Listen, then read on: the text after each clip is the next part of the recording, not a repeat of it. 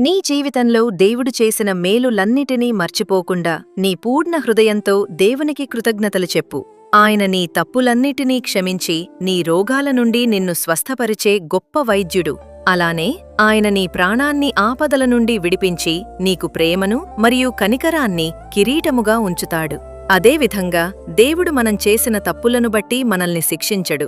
తండ్రి తన పిల్లలను ప్రేమించినట్లు మనపై జాలి చూపిస్తాడు. అలాగే తూర్పునకు పడమర ఎంత దూరమో మన అపరాధాలను ఆయన మన నుండి అంత దూరంగా ఉంచుతాడు.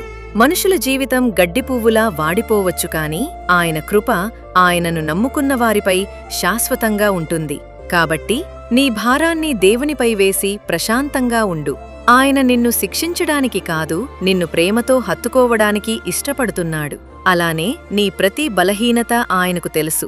ఆయన కృప నిన్ను ఒక కవచంలా కాపాడుతుంది. ధైర్యంగా ఉండు. నీ జీవితంలో గొప్ప ఆశీర్వాదాలు రాబోతున్నాయి.